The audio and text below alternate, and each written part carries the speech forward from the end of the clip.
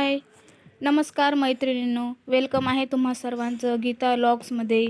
तर आजचं माझं रुटीन आहे मुलं शाळेत गेल्यानंतरचं। तर मुलांना सोडून आले मी।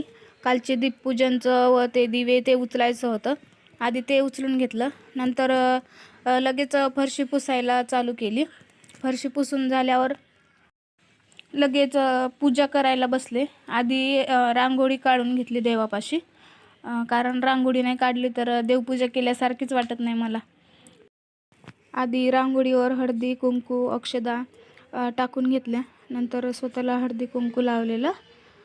नंतर स्वच्छ कपडा घेतला आणि एक एक फोटो स्वच्छ कपड्याने पुसून घेतले आणि देवघरात ठेवलेत। आणि बाकीचे जे देव आहेत ना ते पण पाण्याने धुवून घेतले।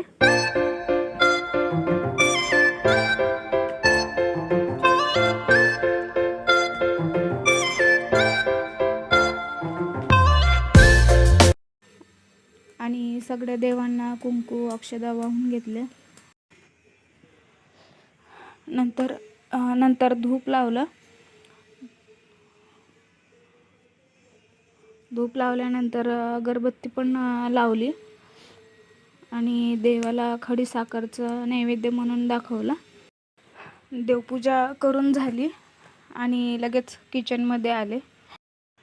कालच्या पूजेचे जे फुलं होते ते एका पिशवीत ठेवले, म्हणजे नदीत सोडता येईल।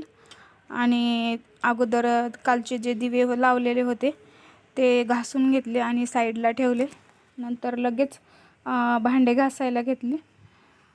स्वयंपाक झाल्यावर ऑलरेडी मी भांडी घासलेली होती, थोडेच होते आता भांडी घासायचे, म्हणून लगेच घासून घेतली।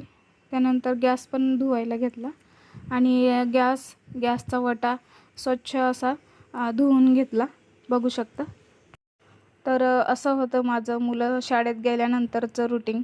व्हिडिओ आवडल्यास लाईक करा, शेअर करा, सबस्क्राईब करा। धन्यवाद।